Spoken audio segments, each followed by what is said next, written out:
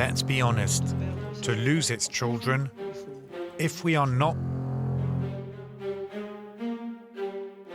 Tidak ada yang bisa kembali seperti semula ketika peluru pertama ditembakkan. Semua keputusan politik, semua pidato yang dilontarkan dengan mudah, semua ancaman yang sebelumnya hanya terdengar sebagai retorika diplomatik akan berubah menjadi konsekuensi nyata yang tak bisa ditarik mundur. Dan pada titik inilah muncul pertanyaan yang menggantung di seluruh benua. Apakah Eropa benar-benar sedang meluncur menuju perang terbuka melawan Rusia? Atau semua ini hanyalah permainan politik yang sengaja digelembungkan untuk mempengaruhi opini publik? Untuk memahami kekacauan ini, kita harus kembali melihat bagaimana situasi berkembang dalam beberapa bulan terakhir di berbagai ibu kota Eropa. Dari Paris hingga Berlin, dari Vilnius hingga Stockholm, nada para pemimpin berubah drastis. Jika dulu mereka berbicara dengan bahasa yang normatif, stabilitas, keamanan kolektif, kerjasama internasional, sekarang mereka menggunakan istilah yang jauh lebih tajam: mobilisasi, kesiapan tempur, ancaman eksistensial, dan pengorbanan generasi. Dalam sejarah Eropa modern, pergeseran bahasa para pemimpin biasanya merupakan cermin dari perubahan arah kebijakan. Ketika seorang jenderal Prancis tanpa metafora apapun menyatakan bahwa negaranya harus siap kehilangan anak-anak muda jika konflik meluas, itu bukan sekedar slip ucapan. Itu adalah sinyal bahwa elit pertahanan Eropa sedang memasuki fase ketidakpastian yang belum pernah mereka hadapi sejak 1445. Tetapi di balik semua pernyataan itu, ada sesuatu yang lebih besar dan lebih rumit. Ada ketegangan antara apa yang ingin dilakukan oleh pemerintah dan apa yang sanggup diterima oleh rakyat. Sementara para pejabat berbicara tentang kesiapan, masyarakat justru tenggelam dalam rasa cemas yang makin menguat. Selama bertahun-tahun, warga Eropa hidup dalam keyakinan bahwa benua ini sudah belajar dari sejarah. 2 perang dunia, setengah abad perang dingin dan trauma panjang kolonialisme membuat banyak orang percaya bahwa Eropa tidak akan jatuh pada lingkaran konflik besar lagi. Namun, kini kenyataan perlahan-lahan berubah. Survei-survei terbaru di negara-negara inti Uni Eropa menunjukkan peningkatan kecemasan publik yang drastis. Lebih dari separuh warga Prancis percaya bahwa negara mereka bisa terseret perang dalam waktu 2-3 tahun. Di Jerman, angka kecemasan publik terhadap konflik bersenjata bahkan mencapai tingkat tertinggi sejak Perang Dingin berakhir. Fenomena sosial ini menciptakan efek domino. Orang tua mulai bertanya apakah anak mereka akan dipanggil wajib militer, keluarga menimbun makanan dan perlengkapan darurat secara diam-diam, tayangan dokumenter tentang perang kembali populer karena orang ingin memahami ancaman yang sebelumnya terasa jauh. Demonstrasi anti-perang muncul bersamaan dengan demonstrasi pro-Ukraina, menandakan masyarakat makin terbelah. Eropa, yang selama ini dikenal dengan stabilitas sosialnya, kini merasakan guncangan psikologis yang baru. Pada titik tertentu, tekanan semacam ini bisa mengguncangkan legitimasi politik pemerintah. Ketika rakyat kehilangan rasa aman, rasa percaya pada pemerintah pun ikut terkikis. Ini adalah celah yang berbahaya. Celah yang tidak hanya mempengaruhi politik luar negeri, tetapi dapat menggeser arah sejarah. Kalau kita lihat lebih dalam, kebingungan Eropa hari ini berasal dari konflik kepentingan yang saling bertabrakan. Pertama, tekanan NATO. NATO menginginkan Eropa bersatu, bersiap, dan tidak mundur. Bagi aliansi itu, melemahnya Ukraina berarti garis pertempuran harus bergeser ke Eropa Timur. Artinya, negara-negara NATO mau atau tidak mau harus bersiap untuk kemungkinan pengerahan pasukan.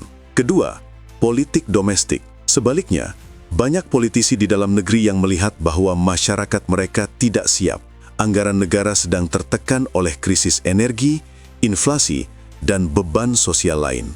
Menambah biaya perang berarti memperlebar jurang ketidakpuasan rakyat. Ketiga, kedaulatan nasional.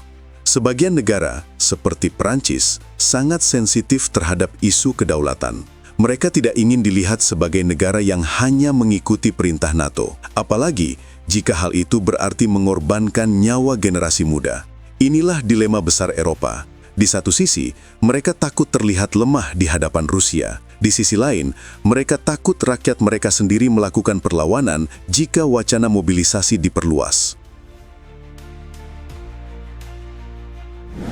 Dari sisi Eropa kita melihat ketegangan, dari sisi Rusia kita melihat interpretasi yang sama sekali berbeda. Para analis Kremlin memandang fenomena di Eropa sebagai tanda bahwa strategi mereka berjalan sesuai rencana. Rusia tidak berusaha memenangkan perang dalam waktu singkat. Mereka membangun strategi yang berorientasi pada ketahanan jangka panjang. Strategi yang memanfaatkan retakan politik dan kelelahan sosial di Eropa. Dari perspektif Moskow, Eropa mungkin unggul dalam teknologi, tetapi tidak dalam daya tahan sosial. Masyarakat Eropa tidak terbiasa dengan perang, tidak terbiasa dengan narasi pengorbanan, dan tidak memiliki kesabaran untuk konflik jangka panjang. Justru karena itu, tekanan psikologis dari para pemimpin Eropa, seperti pernyataan para jenderal tentang mobilisasi, dianggap sebagai tanda bahwa NATO sedang kehabisan pilihan. Ketika ketegangan seperti ini terjadi, biasanya konflik besar tidak muncul karena keputusan besar, melainkan karena insiden kecil yang tidak disengaja. Di kawasan Baltik, pesawat Rusia dan NATO beberapa kali terbang dengan jarak yang sangat dekat. Di Laut Hitam, kapal intelijen Inggris dan drone pengintai Amerika terus beroperasi di dekat armada Rusia.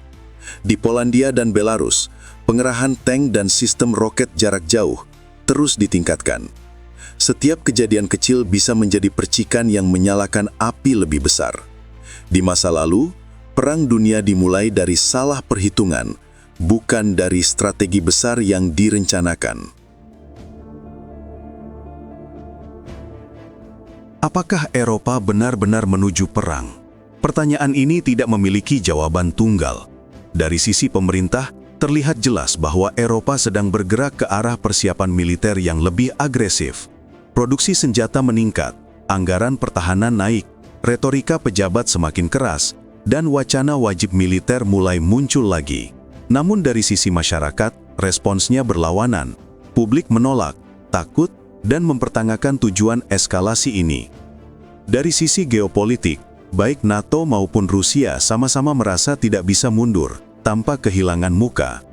Dan ketika kedua pihak merasa mereka harus tetap maju, resiko kesalahan perhitungan menjadi jauh lebih besar. Eropa hari ini berada pada titik paling tegang sejak Perang Dingin. Para pemimpin berbicara seolah perang adalah kemungkinan yang harus diterima. Sementara rakyat merasa seolah mereka sedang berjalan menuju jurang yang tidak mereka pilih. Jika eskalasi terus meningkat, panggilan wajib militer bukan lagi rumor, melainkan kenyataan. Dan ketika kenyataan itu tiba, tidak ada lagi jalan kembali. Pertanyaannya sekarang bukan lagi siapa yang akan memenangkan konflik, tetapi apakah Eropa mampu menghindari konflik sebelum semuanya terlambat? Ataukah dunia sedang bergerak ke arah perang besar yang sebenarnya tidak diinginkan siapapun? Jawabannya akan menentukan masa depan seluruh generasi.